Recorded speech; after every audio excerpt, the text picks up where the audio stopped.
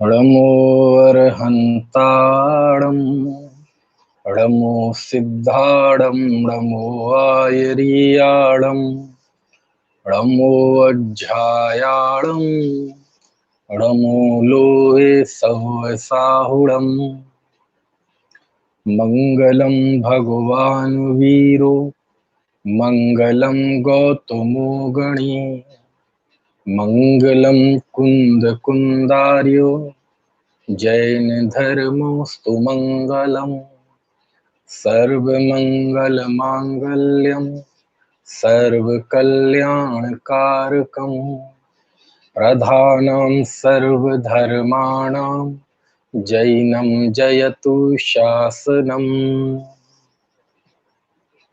अर्हन्त भास्यत्थं गणहर देवेहि गन्थियं सम्मं प्रणमामि भक्तियुक्तो सुदृढ़ाण महोदहिं शिरसा।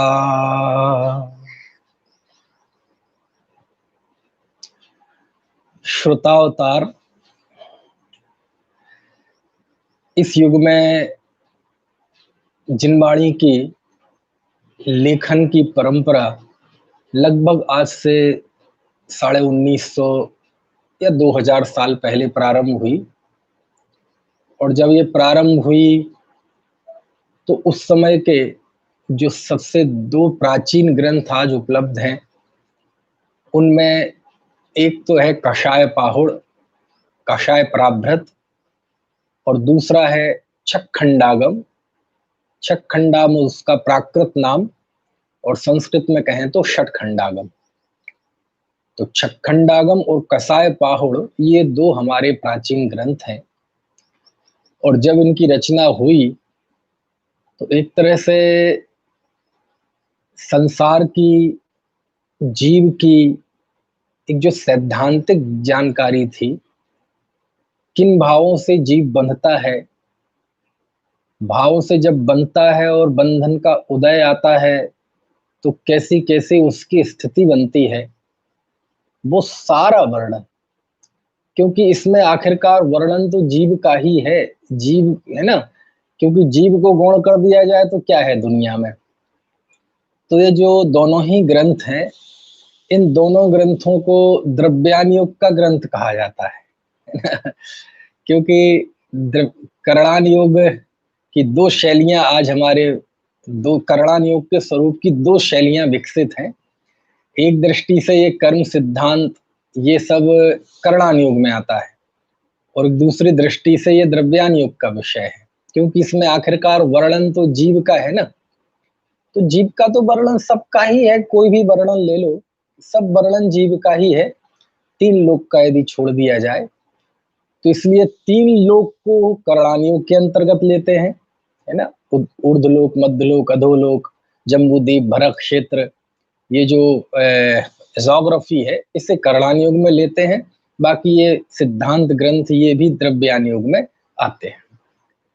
फिर बाद में इन्हें करणान योग पे भी कहने की परंपरा है, वो बाद की है, अभी हमें उसमें नहीं जाना है। अभी मुझे केवल ये बताना है कि इन दोनों ग्रंथों में जीव का ही निरूपण है ना।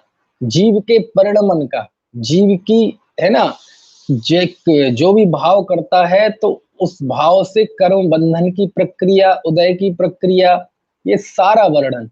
और यह जीव विविधताओं की दृष्टि से कहाँ कहाँ पाया जाता है, उन मार्गणाओं में वर्णन है। गति मार्गणा, इंद्रिय मार्गणा, कषाय मार्गणा, योग मार्गणा, गुणस्थान में कहाँ कहाँ होता है, वो सारा जो एक विशद वर्णन है, वो विशद वर्णन आपको षट्खंडागम में मिलेगा। और मोहिनी कर्म के उदय से क्या क्या स्थितियां बनती हैं, वो आपको कसाय पहाड़ में मिलेगा। अब आज हम जरा देखते हैं, संक्षेप में देखेंगे, ज्यादा दूर नहीं जाएंगे, कि ये षट्खंडागम और कसाय पहाड़ जब लिख गए तो इनकी बाद में कैसी परंपरा चली। और परंपरा चलने की तो बात यह है कि आज जो कुछ भी हमें, है ना, जीव का सैद्धांतिक ज्ञान है, गुणस्थान है, मार्गणा स्थान है, मोहिनी कर्म, जीव की जो अवस्थाएं हैं, है ना, ये बंध की प्रकृति बंध, स्थिति बंध, अनुभाग बंध, प्रदेश बंध। तो ये सारा वर्णन, वर्गणाएं, स्पर्धक, ये सारा जो वर्णन हम पढ़ते हैं और परंपरा से कहीं ना कहीं संक्षिप्त रूप में पाठमालाओं में है, प्रवेशिकाओं में है, क्लास में पढ़ाया जाता है, तो और विस्तार तो बहुत है। तो ये सारा जो विषय है इस युग में, इसका मूल ग्रंथ है षट्खंडागम और कसाय पावड़। ठीक है, तो आज हम जो जो भी जानते हैं जीव के विषय में, व्यवहारिक जानकारियां, उसके संयोग, कर्म आदि, ये सब वहीं से निकले हैं, वही सब ग्रंथों का उपजीव्य है, उसी के आधार पर निकले हैं। ठीक है ना। चलिए, तो परंपरा तो आज तक किसी ना किसी रूप में है, लेकिन इन दोनों ग्रंथों की टीकाओं का अपना एक इतिहास है ना। क्योंकि इन दोनों ग्रंथों पर इतनी बड़ी बड़ी, इतनी विशाल टीकाएं लिखी गई हैं, उल्लेख बहुत हैं, लेकिन आज तो बहुत कम टीकाएं उपलब्ध हैं। लेकिन जो भी रहा हो, इन ग्रंथों की खूब व्याख्या हुई, खूब टीकाएं लिखी गई, क्योंकि जब इनको स्थापित कर दिया तो इन्हें तो अंग और पूर्वों का एक देश ज्ञान था, दोनों ही आचार्यों को। लेकिन बाद में तो फिर अंग ज्ञानियों और प्राभृत अधिकारों के ज्ञानी हुए नहीं, तो फिर जो कुछ था उसी की व्याख्या की। और इसमें षट्खंडागम की सबसे पहली टीका का जो उल्लेख आता है वो बहुत आश्चर्यकारी है, और वो उल्लेख आता है आचार्य कुंद कुंद की परिक्रम टीका। इंद्र नंदी आचार्य ने श्रुतावतार में लिखा है कि कौंड कुंद के पद्म नंदी ने इस पर एक टीका लिखी, परिक्रम टीका। अब आचार्य कुंद कुंद का नाम पद्म नंदी भी था, और वो थे भी कौंड कुंडपुर के, जिसके कारण उनका नाम कुंद कुंद पड़ा। तो इससे पूरी तरह ये इशारा मिलता है कि उस परिक्रम के टीकाकार आचार्य कुंद कुंद देव हैं। दूसरा, परिक्रम के अस्तित्व में तो किसी को कोई शंका है ही नहीं, क्योंकि वीरसेन स्वामी ने धवला में परिक्रम का अनेक स्थानों पर उल्लेख किया, परिक्रम टीका का। और हालांकि ये उन्होंने नहीं बताया कि ये परिक्रम किसकी लिखी हुई है, लेकिन उन्होंने उल्लेख जरूर किया है, और एक आध एक जगह असहमति भी बताई है। परिक्रम में जो कहा गया है उससे उन्होंने असहमति भी जाहिर की है। तो इससे दो बातें तो सिद्ध होती हैं कि परिक्रम नाम की टीका का अस्तित्व था, और धवलाकार के सामने वह उपस्थित थी, और उसके उल्लेखों का उन्हें पता था। और जैसे कि उल्लेख उसमें मिलते हैं, उससे ये पता चलता है कि उसमें गणित की मुख्यता थी। परिक्रम है ना, यानी उन्होंने ये तो नहीं लिखा वीरसेन स्वामी ने कि ये षट्खंडागम की टीका थी, लेकिन परिक्रम के उल्लेख से ये है कि टीका हो चाहे स्वतंत्र ग्रंथ हो, परिक्रम नाम का कुछ था। और जैसा कि उनके जिन्होंने उन्होंने उल्लेख किया है, उस उल्लेख से पता चलता है कि वो उसमें गणित की बहुत मुख्यता थी परिक्रम में, क्योंकि ज्यादातर जो उल्लेख आते हैं गणित संबंधी आते हैं। ठीक है ना। और उस परिक्रम का उल्लेख इंद्रनंदी ने किया, और इस रूप में किया कि वह षट्खंडागम की टीका थी, और वो भी प्रथम 3 खंडों की, है ना, पूरे 6 खंडों की नहीं, प्रथम 3 खंडों की टीका थी, जीवठाण, खुद्दाबंद और बंद सामित्य की। और इसके रचयिता कौंड कुंडपुर के पद्म नंदी थे। तो ये जो इंद्र नंदी का जो खींचा हुआ दृश्य है, इससे तो इशारा आचार्य कुंद कुंद की तरफ ही जाता है ना। ऐसी भी संभावना व्यक्त की गई है कि हो सकता है कुंड कुंडपुर के ही कोई दूसरे पद्म नंदी रहे हों, उनकी भी बाद में काफी ख्याति रही हो, क्योंकि दक्षिण भारत में ये चीज बहुत आम थी कि आपको पता होना चाहिए, स्थान के नाम से आमनाएं चल पड़ी, स्थान के नाम से आमनाएं, है ना। ऐसी कुंड कुंद जो स्थान था जिसकी वजह से कुंद कुंद नाम भी पड़ा, हो सकता है उस आमनाय का भी नाम चला हो और उसमें कोई दूसरे पद्म नंदी हुए हों, ऐसी संभावना है। क्योंकि दरअसल इतिहास की चीजें इतनी तार आपस में उलझे हुए रहते हैं कि बस सब कुछ अनुमान, संभावना, कुछ छोटे मोटे प्रमाण, उसी पे सारी आधारित बातें होती हैं। अब इंद्रनंदी ने अकेला उल्लेख किया है कि ये कौंड कुंडपुर के पद्म नंदी की रचना है। अब लेकिन इंद्रनंदी को कहाँ से ये स्रोत मिला, क्योंकि उसके पहले, जैसे इंद्रनंदी तो बहुत बाद के हैं, लेकिन उसके पहले 1000 साल पहले जब वो लिखा गया, तो 1000 साल के इतिहास में किसी ने उस टीका का उल्लेख नहीं किया कि ये परिक्रम नाम की टीका कुंद कुंद द्वारा रचित है। क्योंकि कुंद कुंद आचार्य का नाम इतना बड़ा है, इतना बड़ा है, इतना बड़ा है, इससे ही आप अंदाजा लगा लें कि जो हम मंगलाचरण पढ़ते हैं, मंगलम भगवान वीरो, मंगलम गौतमो गणी, मंगलम कुंद कुंद आदि, यानी गौतम स्वामी, भगवान महावीर और गौतम स्वामी के बाद यदि किसी का नाम लिया गया है तो कुंद कुंद देव का। इतने महान महान आचार्य हुए, धरसेन स्वामी, भूतबली पुष्पदंत स्वामी, समझ में आया ना, गुणधर आचार्य, समंत भद्राचार्य, गृद्ध पिक्षाचार्य, उमा स्वामी, है ना, इन किसी का नाम नहीं लिया, अकलंक स्वामी का नाम नहीं, नाम किनका चलता है, कुंद कुंद का। तो इससे पता चलता है कि कुंद कुंद आचार्य कितना बड़ा नाम, कितने बड़े प्रभावशाली व्यक्ति रहे होंगे, और उन्होंने यदि षटखंडागम की रचना पे परिक्रम नाम की टीका लिखी है, तो इंद्रनंदी के श्रुतावतार के अलावा और भी उल्लेख मिलने चाहिए, लेकिन मिलते नहीं है। तो विद्वानों को इस बात में संदेह हो गया कि ये परिक्रम का अस्तित्व तो जरूर है।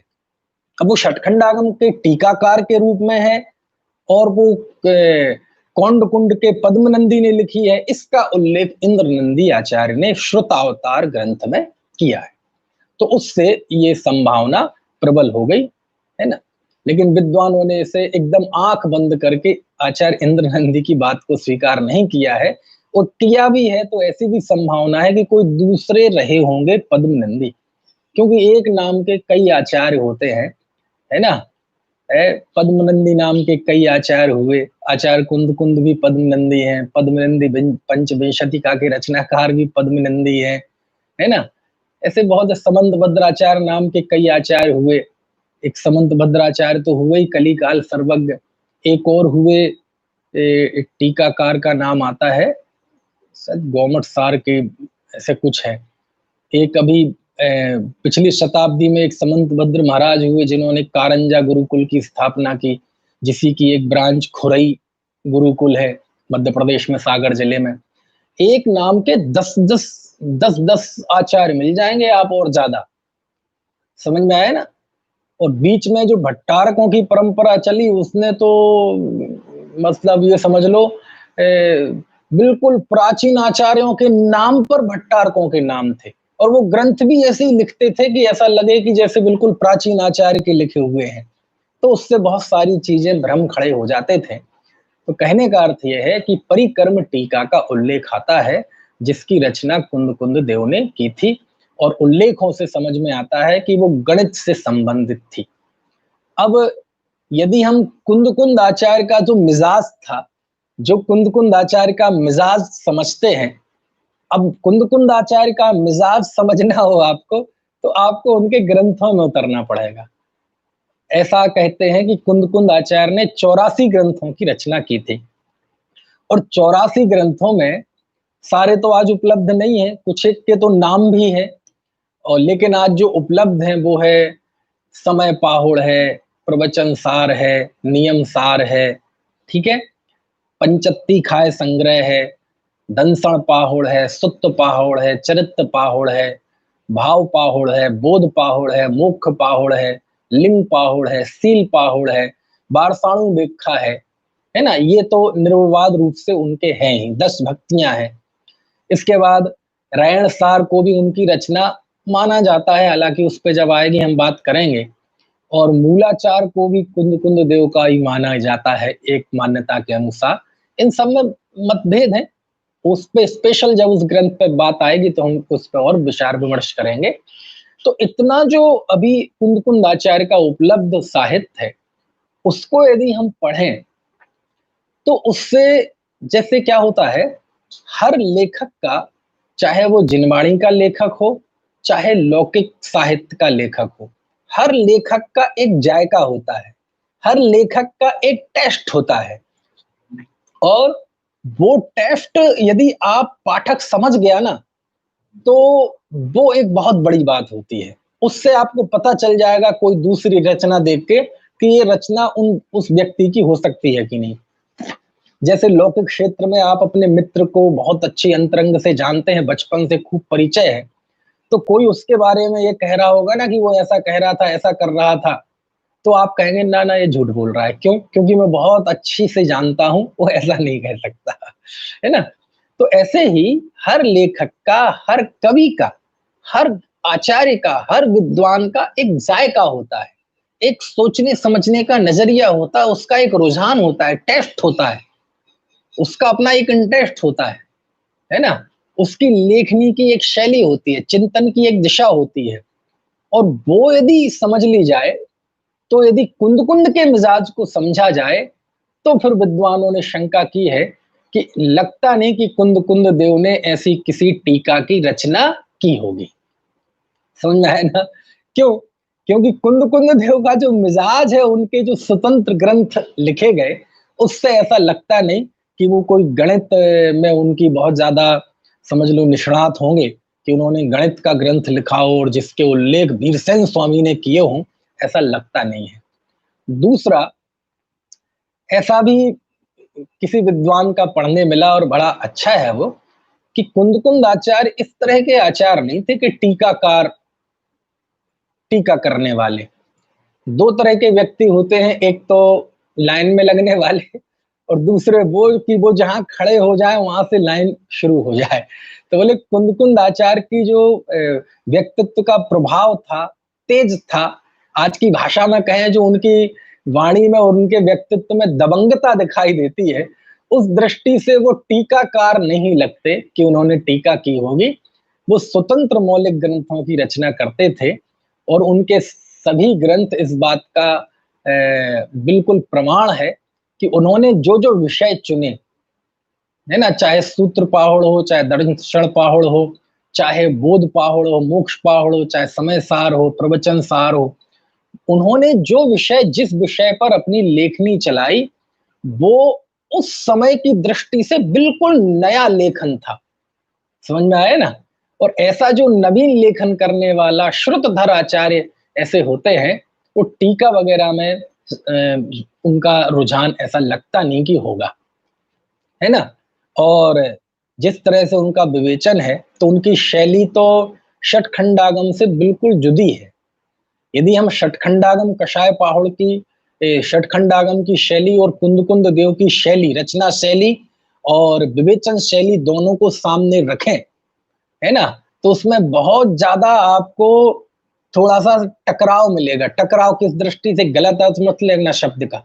टकराव मतलब स्यादवाद है, अनेकांतात्मक वस्तु स्वरूप है, एक वस्तु के दो विरुद्ध धर्म होते हैं, और दो विरुद्ध धर्म को मुख्य करने वाले दो नए होते हैं, है ना, वही स्यादवाद है। तो टकराव मतलब दोनों की विषय वस्तु में बहुत फर्क है। षटखंडागम की विषय वस्तु बिल्कुल अलग है, और कुंद कुंद देव ने जो समय सार आदि ग्रंथ लिखे, उसमें जो जीव का वर्णन किया है वो बिल्कुल अलग है। दोनों के टेक्स्ट अलग अलग हैं, दोनों का जायका, दोनों की शैली, दोनों का चिंतन सब अलग अलग है। किसका झूठा है, किसका सच्चा है? अरे दोनों ही सच्चे हैं, ऐसी कल्पना मत करना। एक ने संयोग से कथन किया, एक ने स्वभाव से कथन किया। समझ में आया ना? और दोनों ही वस्तु का स्वरूप है। संयोग भी भगवान के ज्ञान का ही विषय है, और स्वभाव भी भगवान के ज्ञान का विषय है। संयोग का सही स्वरूप बताने वाले भी केवली सर्वज्ञ तीर्थंकर हैं, और स्वभाव का सही स्वरूप बताने भी वाले भी तीर्थंकर सर्वज्ञ हैं, है ना? इसलिए वो शंका मत करना कि इनमें कोई मतभेद था। लेकिन लेखक का एक जो, है ना, रुझान होता है, समझ में आए ना, एक जो इस हृदय का स्पंदन होता है कि किस बिंदु को लेकर किस लेखक का, किस आचार्य का दिल धड़कता है ना? तो कुंद कुंद देव की यदि हम धड़कन देखें, तो उस धड़कन से नहीं लगता कि उन्होंने षटखंड की टीका लिखी होगी। तो ये दोनों ही मत हैं। अब मेरी अभी इतनी हैसियत नहीं है कि मैं एक किसी का निषेध करके एक किसी को स्थापित कर सकूं। हमें तो दोनों ही सही लगते हैं, क्योंकि श्रोतावतार ने उल्लेख किया है ना, परिक्रम का उल्लेख वीरसेन स्वामी ने किया है, तो परिक्रम नाम का कुछ था, ये तो पक्का है। अब वो टीका किसकी थी, किसने लिखी, इसमें संदेह हो सकता है ना। चलिए, तो यहाँ पहली टीका की बात की हमने कि षटखंड आगम पे सबसे पहले परिक्रम टीका लिखी गई, और यदि ये कुंद कुंद की है तो आप समझ लो कि बहुत प्राचीन टीका है। जब ये षटखंडागम लिखा गया, लगभग उसके ही 10-20 साल बाद, या वहां लिखना वो पूरा हुआ ग्रंथ, उसके साथ ही उन्होंने टीका बनाना प्रारंभ कर दी हो, क्योंकि ये आचार्य लगभग सब समकालीन थे। धरसेन स्वामी, है ना, अरहत बली आचार्य, मांगनंदी आचार्य, भूतबली पुष्पदंत आचार्य, कुंद कुंद स्वामी, है ना। बस इनमें उम्र का थोड़ा फर्क होगा, कोई ज्येष्ठ, कोई कनिष्ठ, कोई ज्यादा उम्र का, कोई कम उम्र का, कोई बहुत कम उम्र का, लेकिन ये सब एक ही कालखंड में हुए हैं, है ना, समकालीन रहे। ठीक है। दूसरी टीका का जो उल्लेख आता है वो आता है, एक श्याम कुंड आचार्य हुए हैं। श्याम कुंड आचार्य हुए हैं, इन्होंने षटखंड आगम के 5 खंडों पर और कसाय पाहुड़, इन दोनों ग्रंथों पर एक टीका लिखी, पद्धति रूप टीका लिखी, है ना, और जो 12,000 श्लोक प्रमाण है। इसका 12,000 श्लोक प्रमाण है, यानी इतना तो साफ है कि बहुत बड़ी टीका नहीं है, क्योंकि यदि षटखंडागम ही 5 खंड 6,000 श्लोक प्रमाण कहे हैं, और जो महाबंध है वह 30,000 श्लोक प्रमाण कहा है, तो उस हिसाब से यदि देखा जाए तो 36,000 श्लोक प्रमाण तो षटखंडागम ही है, और 233 गाथाएं कषाय पाहुड़ में है। तो दोनों की टीका यदि 12,000 श्लोक प्रमाण थी, तो कोई बहुत बहुत ज्यादा बड़ी टीका नहीं थी। लेकिन ये टीका थी आचार्य श्याम कुंड की, और एक और भाषा की दृष्टि से ये 3 भाषाओं में थी, संस्कृत, प्राकृत और कन्नड़। धवला में तो संस्कृत और प्राकृत 2 भाषाएं हैं, इसमें 3 भाषाएं, संस्कृत, प्राकृत और कन्नड़, 3 भाषाओं में मिश्रित रूप से 12,000 श्लोक प्रमाण पद्धति रूप टीका लिखी श्याम कुंडाचार्य ने, षटखंडागम के 5 खंडों पर और कसाय पाहुड़ पर।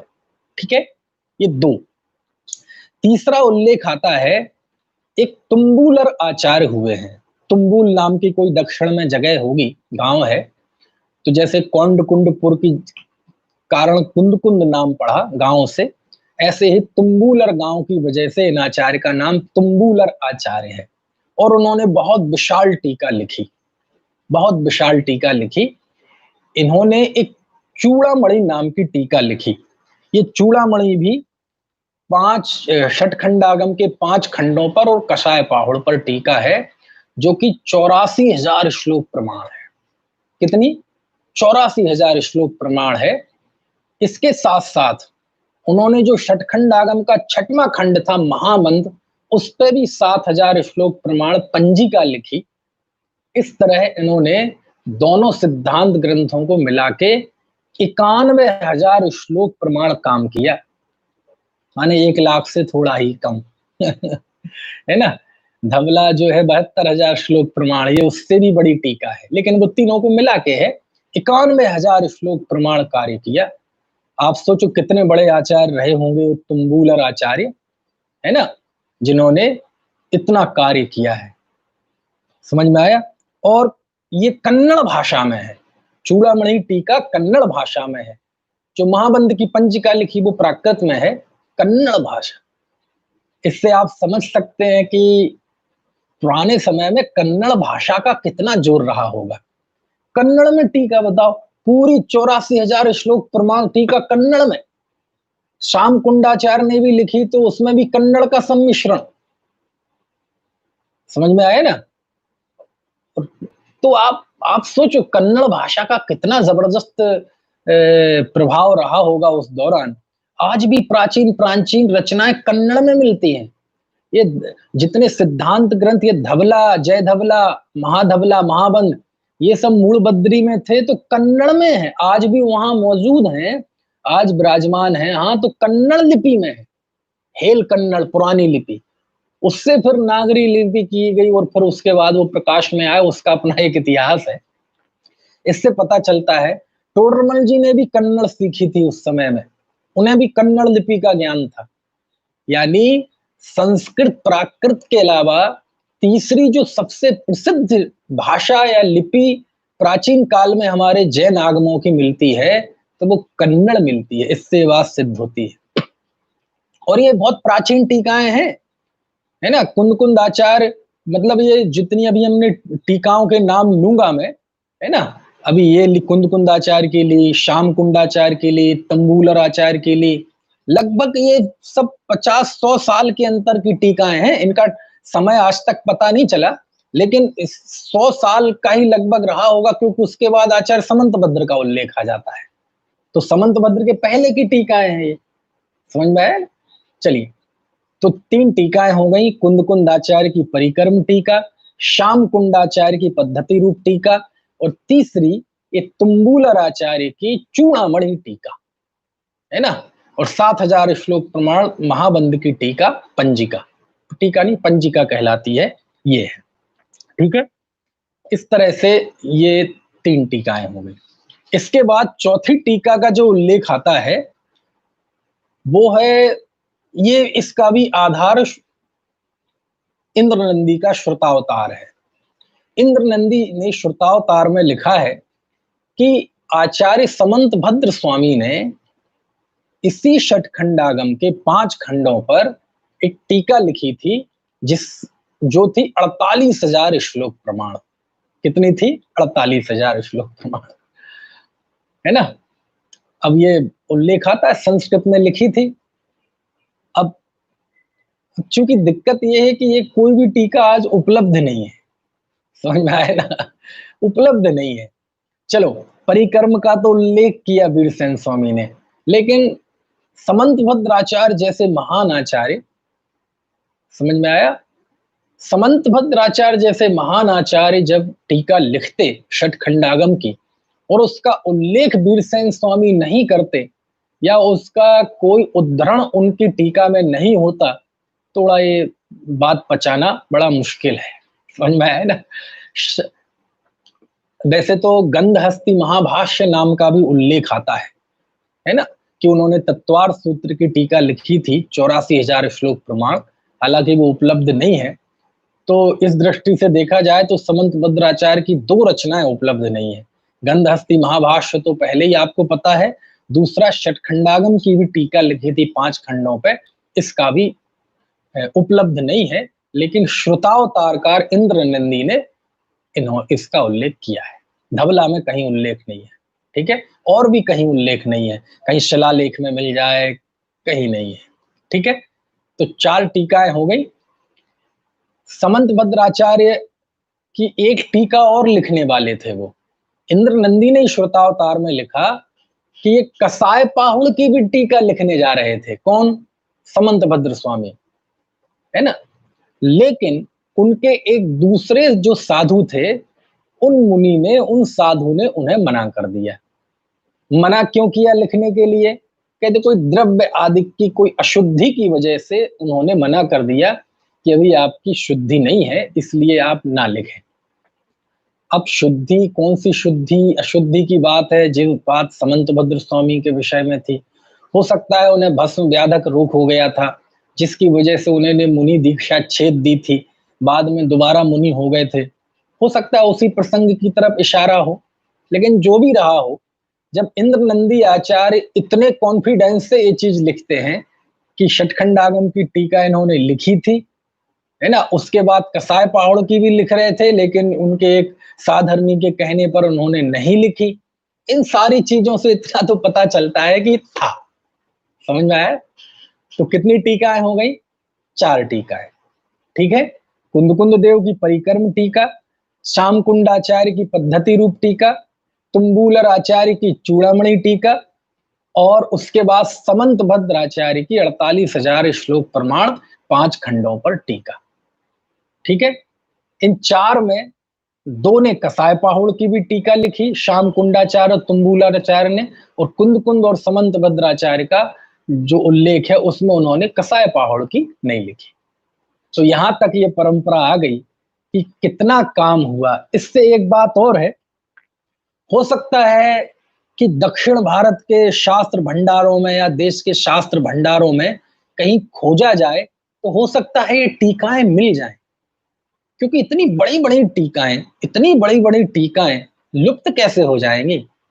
कहीं तो कहीं ना कहीं तो होगा, और ना भी हो क्या पता लिखी हो कोई एक जगह, एक आध दो कॉपी हो, या मूल प्रति ही हो, कोई प्राकृतिक आपदा आई हो उसमें नष्ट हो गए हो, अथवा फिर विदेशी आक्रमणकारियों ने तो क्या क्या जुल्म ढाए हमारी संस्कृति पर, सभ्यता पर, साहित्य पर, कितने जुल्म किए, है ना। होली जलाई गई थी शास्त्रों की, तो उसमें बहुभाग जैन शास्त्रों का रहा होगा, तो ऐसे नष्ट हो गई, क्या करें। अब सब हीन पुण्य वाले हैं ना, हम हीन पुण्य वाले हैं, सब चीजें हमारे पास से जाती रहीं। लेकिन ये शिकायत तो हम तब कर सकते हैं कि जब उपलब्ध जो कुछ है वो हमने पढ़ा हो, उपलब्ध पढ़े तब कोई शिकायत ये कर सकता है, तब उस बात का दुखड़ा रो सकता है कि यार वो उपलब्ध रही होती तो कितना आनंद आता। ये तो तब कर सकते हो ना कि जो उपलब्ध है वो पढ़ लिया क्या हमने। खैर, तो ये हो सकता है भविष्य में कभी मिल जाए, और मिल जाएंगी तो इनका भी अध्ययन अध्यापन होगा, क्योंकि कोई भी आचार्य जब कुछ लिखते हैं। अच्छा, ईमानदारी से बताइए, आप थोड़ा सोचना साइकोलॉजिकल, हाथ में पेन कॉपी लेके जब हम कुछ लिखते हैं, साहित्य अपना बही खाता नहीं, बही खाता तो हम यही मानते हैं कि हम ही पढ़ें और कोई नहीं पढ़े। साहित्य जब लिखते, आगम लिखते हैं, कोई चीज लिखते हैं, कहानी लिखते हैं, कविता लिखते हैं, उपन्यास लिखते हैं, ठीक है, धार्मिक की मैं बात कर रहा हूं, मैं साहित्य में भी लगा लेना। तो लिखते ही कभी किसी के लेखक के मन में ये रहता होगा कि मेरी इस रचना को कोई पढ़े नहीं, पढ़े तो बहुत खास लोग पढ़े, ज्यादा लोग नहीं पढ़े। ऐसा कभी कभी स्वप्न में भी सोच सकते हैं कि कोई रचनाकार ऐसा सोचता होगा। अरे जब वो कलम उठाता है और अक्षर उकेरता है जब कागज पर, तो उसका भाव ही होता है कि इसको सब पढ़ें, अधिक से अधिक लोग पढ़ें, अधिक से अधिक इसका आनंद लें। हमारे भाषा वचनिकाकारों ने ब्रज भाषा में, ढूंढारी में भाषा वचनिकाएं लिखी, क्यों? ताकि अधिक से अधिक लोग पढ़ सकें। संस्कृत प्राकृत तो किसी को आती नहीं, है ना। तो ये सब उद्देश्य से आचार्यों ने इतनी बड़ी बड़ी टीकाएं लिखी, शास्त्र लिखे, उपलब्ध नहीं है, ठीक है। इसके बाद पांचवी टीका है ना, इस टीका का उल्लेख व्याख्या प्रज्ञप्ति नाम की टीका है, और इसकी रचना की थी बप्प देव ने। क्या नाम है? बप्प देव गुरु, इनके द्वारा लिखी हुई ये व्याख्या प्रज्ञप्ति टीका है।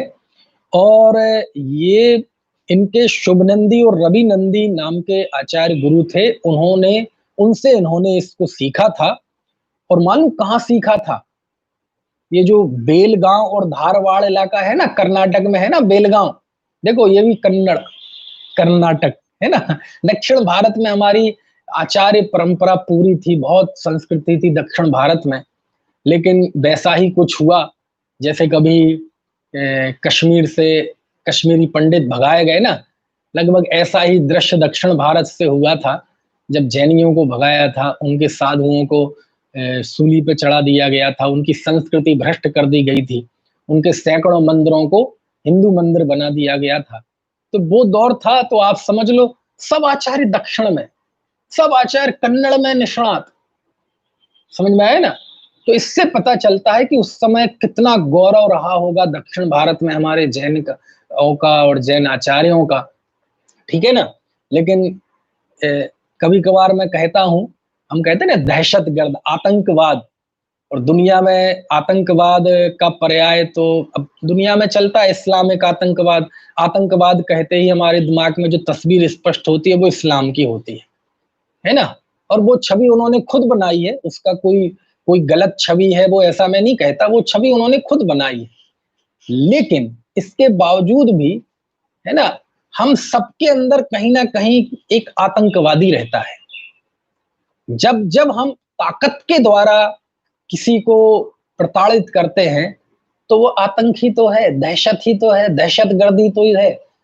तो सब काल में सब दहशतगर्द हो जाते हैं। जब दूसरा कमजोर, हम ताकतवर होते हैं तो हम सब आतंकवादी हो जाते हैं। हम आतंक के द्वारा, अपने प्रभाव के द्वारा उसे नष्ट भ्रष्ट करना चाहते हैं। तो भले ही ये दहशतगर्दी आज सिंबल बन चुकी है, इस्लाम से अनुप्रमाणित और उसके ही साथ उसका संबंध जोड़ा जाता है। लेकिन ये अलग अलग समय में, है ना, अब मुस्लिम तो बहुत बाद में आए हिंदुस्तान में, लेकिन उसके पहले तो मुस्लिम नहीं थे ना, तो आतंकवाद था कि नहीं? हाँ, अलग रूप में था। कैसे था? अब देखो ना, दक्षिण भारत में उन सब ने अत्याचार करके जैनियों को वहां से भगाया, उनके मंदिरों पे कब्जा कर लिया, सूली पे चढ़ा दिया साधुओं को। तो ये कौन सी, ये आतंकवादी गतिविधि तो है, और क्या है? तो खैर, ये बहुत चिंतन का विषय है। आतंकवाद एक मनोवृत्ति है, इसका धर्म से संबंध नहीं है। हम भी हो सकते हैं, आप भी हो सकते हैं, और दूसरे वहां। लेकिन बस ये है कि भारतीय दर्शनों में आतंकवाद धर्म से अनुप्रमाणित नहीं है, वो हमारी मनोवृत्ति है। लेकिन इस्लाम में वो धर्म से अनुप्रमाणित है, जिहाद नाम से, इसलिए वो अलग थोड़ा मामला बन जाता है। तो मैं क्या बता रहा था आपको कि कितनी हमारी निधि थी दक्षिण भारत में। सोचो, 91,000 श्लोक प्रमाण आचार्य ने काम किया, तुम्बूलर आचार्य ने। और ये बप्पदेव आचार्य ने भी अपने गुरु शुभ नंदी और रवि नंदी से यह सिद्धांत सीखा था, बेलगांव और धारवाड़, है ना, वहां पे। और फिर उन्होंने 5 खंडों पर व्याख्या प्रज्ञप्ति टीका लिखी, बाद में कसाय पाहुड़ की भी टीका लिखी, और दोनों का प्रमाण 60,000 श्लोक है। कितना? व्याख्या प्रज्ञप्ति 60,000 श्लोक प्रमाण है। बाद में उन्होंने 8,005 श्लोक प्रमाण छठवां जो महाबंध है उस पर भी उन्होंने संक्षेप व्याख्या लिखी। क्या नाम था इनका? बप्पदेव गुरु। ठीक है, तो ये 5 टीकाओं का उल्लेख मैंने आपके सामने कर दिया। आचार्य कुंदकुंद, आचार्य श्यामकुंड, आचार्य तुम्बूलर और समंतभद्र आचार्य और आचार्य बप्पदेव गुरु। अब इनमें उपलब्ध कोई नहीं है। परिक्रम के उल्लेख मिलते हैं, व्याख्या प्रज्ञप्ति के एकाधिक उल्लेख हैं धबला में, उपलब्ध कोई नहीं है। समझ में आया ना? ठीक है, उपलब्ध क्यों नहीं हो सकी? इनका पठन पाठन का चलन था कि नहीं था, इसका एक छोटा सा उल्लेख बाद में धबलाकार के शिष्य जिनसेन स्वामी ने किया कि जब वीरसेन स्वामी ने धबला लिखी तो उनकी वह टीका अन्य से बहुत आगे बढ़ गई। यानी उनके कहने का अभिप्राय ये था कि वीरसेन स्वामी की टीका इतनी गंभीर, इतनी सटीक और इतनी गजब की रही कि बाकी टीकाओं का लोप हो गया। ये उनका कहने का अर्थ था, और ये बात सही भी हो सकती है। जब कोई सशक्त कृति आती है तो दूसरी कृति कमजोर पड़ जाती है। 3 छेड़ाला लिखी गई, लेकिन दौलत राम जी की छेड़ाला पढ़ी जाती है, बाकी की 2 छेड़ाला तो किसी ने देखी भी नहीं होगी, पढ़ना तो बहुत दूर की बात। तो होता है ऐसा, समझ में आया? लेकिन कारण जो भी रहा हो, हम तो ये जानना चाह रहे इतना काम हमारे आचार्यों ने किया। ठीक है, तो 5 टीकाएं उपलब्ध नहीं है। उपलब्ध जो है वो 6वीं टीका है, और ये टीका पूरी हुई 8 अक्टूबर, है ना, 816 ईस्वी में। हालांकि आचार्यों ने संख्या नहीं लिखी ये, क्योंकि ईस्वी सन तो बाद में चलन में आया, लेकिन उस समय की जो नक्षत्र ज्योतिष के हिसाब से पूरी गणना है, पूरी गणना निकाल के जो हमारे विद्वानों ने निकाला है कि ये, है ना, 8 अक्टूबर 816 ईस्वी में, यानी आज से कितनी हो गई, है ना, 1204 साल पहले ये टीका पूरी हुई थी। इसका नाम है धवला टीका। क्या नाम है? धवल।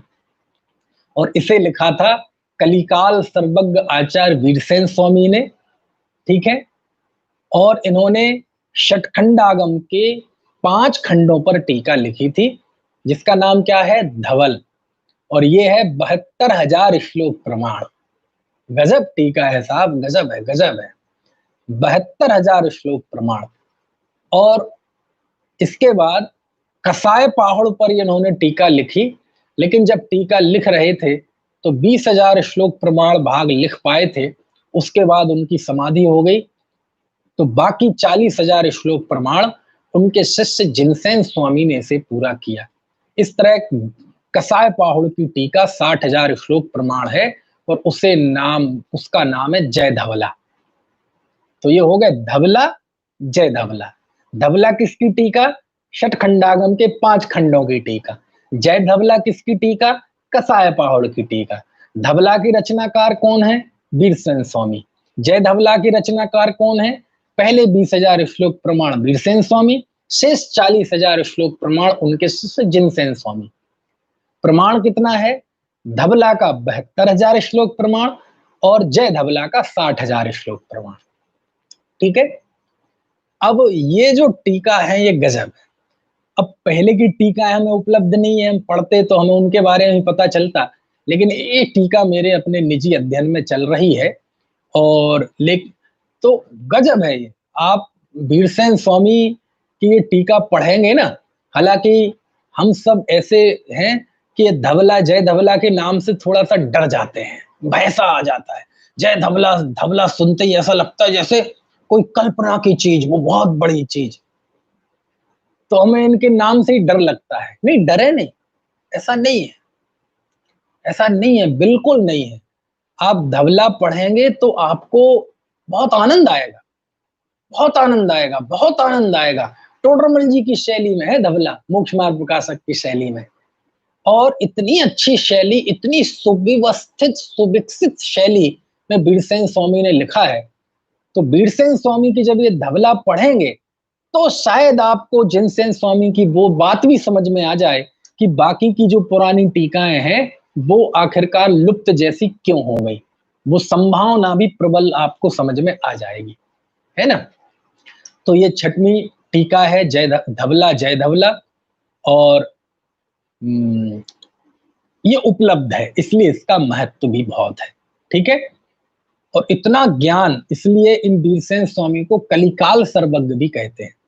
आज ये धवला जय धवला तो जैसे हमारा सुप्रीम कोर्ट है, कोई प्रश्न का जवाब यदि इसमें मिल जाए तो समझ लो ये माना जाता है कि ये सुप्रीम कोर्ट का फैसला है। समझ आए ना। खैर, करेंगे बात। इसके बाद षटखंडागम के इन खंडों का सार लेके, टीका तो नहीं लेकिन एक मौलिक ग्रंथ लिखा गया जिसका नाम था गोमट सार, और इसकी रचना 1136 ईस्वी में हुई थी। आचार्य सिद्धांत चक्रवर्ती नैमी चंद देव, इन्होंने 6 खंडों का ज्ञान किया था। इन्होंने, जैसे चक्रवर्ती 6 खंडों को जीतता है, ऐसी इन्होंने अपनी मति रूपी चक्र से इन षटखंडागम के 6 खंडों को जीता था मतलब इसमें इसका ज्ञान किया था, समझा था, और उसका सार लेके उन्होंने गोमट सार की रचना की। ठीक है। और ये आज उपलब्ध है, गोमट सार जीव कांड, गोमट सार कर्म कांड, इसकी टीकाएं भी उपलब्ध हैं, पढ़ सकते हैं, बहुत मजेदार है, बहुत मजेदार है ना। चलिए, इसके बाद फिर बहुत लंबा काल बीता, 1136 में लिखी गई ना, फिर 800-900 साल षटखंडागम, इन पे फिर ऐसा कोई काम नहीं हुआ। टीकाएं तो लिखी गई, गोमट सार पर टीका लिखी गई, टोडरमल जी ने लिखी, लेकिन बड़ा काम नहीं हुआ। बड़ा काम मतलब षटखंडागम पर बड़ा काम, उसकी परंपरा में जो ग्रंथ लिखे गए उस पे तो हुआ, लेकिन षटखंडागम पर फिर काम नहीं हुआ धवला के बाद। और यदि गोमट सार को भी ले लें तो गोमट सार के बाद, और इस षटखंडागम पर इस युग की, वर्तमान युग में सोचो आप, इस दृष्टि से बहुत महत्वपूर्ण बात हो जाती है, वर्तमान युग की एक आचार्य ने, मुनि नहीं एक अर्जिका ने, एक आरिका ने षटखंडागम ग्रंथ की टीका लिखी, और वह टीका 3200 पृष्ठों में है, 3200 पेज में लिखी। समझ में आए ना, है वह भी 16 भागों में। ठीक है। और उसका नाम है सिद्धांत चिंतामणि। क्या नाम है? सिद्धांत चिंतामणि। और रचनाकार कौन है? रचनाकार है गणनी ज्ञानमती माता जी, हस्तिनापुर में ज्यादातर रहती है ना, वो सब जम्बूद्वीप वगैरह उन्होंने बनाया है, कई उन्होंने तीर्थ बनाए हैं। तो गणनी ज्ञानमती, हालांकि मतभेद ये सब अपनी जगह पे हैं, लेकिन बहुत सारी चीजें होती हैं जिसमें कोई मतभेद नहीं होते, कोई संप्रदाय भेद, पूजा पद्धति के भेद नहीं होते। जैसे कर्म सिद्धांत है, करणान योग, 3 लोक आदि है, समझ में आया ना, द्रव्यान योग, 7 तत्व 9 पदार्थ, इनमें तो कहीं कोई भेद है? तो पूजा पद्धति वगैरह छोटी मोटी बातों को लेकर ये 13 पंथ 20 पंथ वगैरह के हैं, लेकिन मूल जो बातें हैं वो तो उसमें तो कहीं मतभेद है ही नहीं ना। तो इन्होंने षटखंड आगम पर टीका लिखी और छप चुकी है ये, है ना, पीडीएफ में भी उपलब्ध है, और बहुत आधुनिक हल्की फुल्की पीडीएफ में, मतलब बहुत कम एमबी में, 1-2 एमबी में एक एक भाग आ जाएगा। तो ये सिद्धांत है ना चिंतामणि, ये इन्होंने आर्यिका गणनी ज्ञानमती माता जी ने इस पर टीका लिखी षटखंडागम पर। यानी इस दृष्टि से देखा जाए तो महत्व बढ़ जाता है कि षटखंडागम की टीका धवला लिखी 5 खंडों पर वीरसेन स्वामी ने, उसके बाद 1150-1200 साल बाद ये टीका लिखी है। तो इतना बड़ा गैप उसके बाद आर्यिका ज्ञानमती ने लिखी है। इस दृष्टि से उनकी जो श्रुत भक्ति है, उनकी जो जिनवाणी के प्रति लगभग 200-250 ग्रंथ संपादन आदि सब मिला दिया जाए तो उन्होंने किया है। समय सार की भी टीका लिखी, अष्टसहस्री की भी लिखी, और इसका जो हिंदी अनुवाद किया है वो उन्हीं के संग में एक चंदनामती माता जी हैं, उन्होंने किया है। तो इस दृष्टि से उनकी श्रुत भक्ति प्रशंसनीय है ना, कि उन्होंने षटखंडागम जैसे ग्रंथ पर टीका लिखी।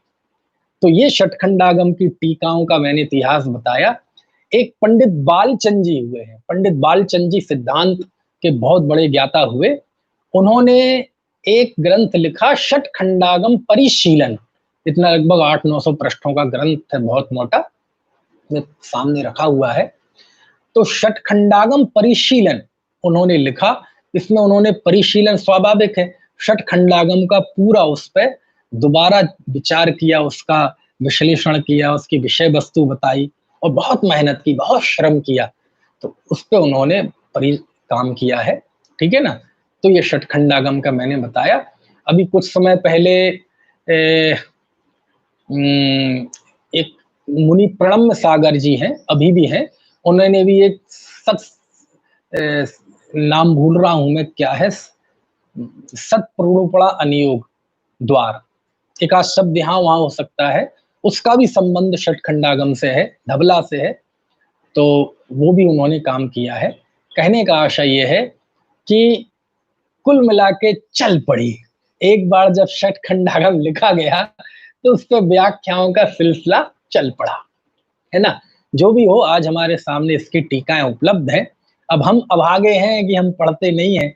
मैं आपसे कहता हूं, अनेक विद्वानों ने भी कहा है कि यदि हम अपने आप को विद्वान मानते हैं, विद्वान नहीं मानते हैं तो फिर अलग बात है, विद्वान मानते हैं, जिनवाणी का प्रवक्ता मानते हैं, पंडित मानते हैं, और उसके बावजूद भी यदि आपने धवला की 16 पुस्तकें, जय धवला की 16 पुस्तकें और महाबंध की 7 पुस्तकें यदि ये नहीं पढ़ी, तो हमने क्या पढ़ा? कठिन नहीं है बहुत, आप पढ़ेंगे क्या होता है, देखो आप बताएं, जैसे आपके साथ 2-3-4 लोग साधर्मी हैं, आप एक साथ बैठ के उसे पढ़ना शुरू कर दें। सुबह बढ़िया अच्छे मुहूर्त में, सुबह एकदम नहा धो के, शुद्ध वस्त्र पहन के, है ना, मंदिर में पूजा प्रक्षाल भक्ति करके, वहीं पे एक जगह पे शुद्धता के साथ एक साथ बैठकर उसका अध्ययन करें। प्रवचन नहीं, अध्ययन करें, पढ़ें, समझें। एक कोई विशिष्ट विद्वान हो, उनको भी साथ में बिठाएं, और ज्यादा हो तो बहुत अच्छी बात, कर सकते हैं। वाचनाएं चलती थी पहले, आज भी चलती हैं, समझ में आए ना, है? तो सब है, रास्ता सब है। यदि हमारे हृदय में जिनवाणी है, जिनवाणी के प्रति भक्ति है, तो सब रास्ते खुले हुए हैं, है ना। बस अंदर में छटपटाहट होनी चाहिए, छटपटाहट होगी तो आप सब रास्ते निकाल लेंगे। और अरे रहने दो, हमारी तो बुद्धि नहीं, कौन पढ़े, तो कौन पढ़े, फिर तो जितना है आपके घर में 2-4 पुस्तकें बहुत बड़े ज्यादा है, यदि ऐसा शिथिलता और ऐसा आलस है तो मेरा तो ये है कि ये श्रुतावतार विषय लेने का मेरा एक उद्देश्य ये भी था कि हम श्रुत का इतिहास तो जाने ही, हमारे अंदर श्रुत की भक्ति भी पैदा हो और श्रुत को पढ़ने की ललक भी पैदा हो। हमारे आचार्यों की गर्दन टेढ़ी हो गई लिखते लिखते, समझ में आए ना। टोडरमल जी को मृत्यु दंड मिला इसी लेखन के कारण, निकलंक देव को बलिदान देना पड़ा था इसी जिनवाणी के कारण, और हम पढ़ते तक नहीं, एक लाइन नहीं पढ़ते, समझ में आया ना। और पढ़ते हैं तो क्या पढ़ते हैं, कितना पढ़ते हैं, खैर कुल मिला के ये है जितना पढ़ते हैं बड़ी प्रशंसा की बात है। उसके बावजूद भी हम आचार्यों के इन वचनों को पढ़ें पढ़ें पढ़ें, यही मेरी भावना है। इसी भावना से चर्चा चल रही है। अब आज की ये चर्चा पूरी हो गई। अब कल से बहुत रोचक चर्चा आने वाली है। हम आपको कुंद कुंद देव के साहित्य का, उनके ग्रंथों का परिचय देंगे और कुंद कुंद आचार्य की शैली, कुंद कुंद देव के सामने ये कषाय पाहुड़ और षटखंडागम के रूप में क्या दुविधा थी। अब षटखंडागम तो ये कह रहा था जीव गुण स्थान वाला है, मार्गणा स्थान वाला है, और कुंद कुंद कह रहे थे कि जीव में आत्मा गुण स्थान नहीं है, मार्गणा स्थान नहीं है। उन्होंने तो बंध का कथन किया और कुंद कुंद देव ये बताते हैं कि जीव में बंधन नहीं होता। तो ये जो बड़ी एक विचित्र स्थिति बनी, इन सब का कथन कल करूंगा। अभी का समय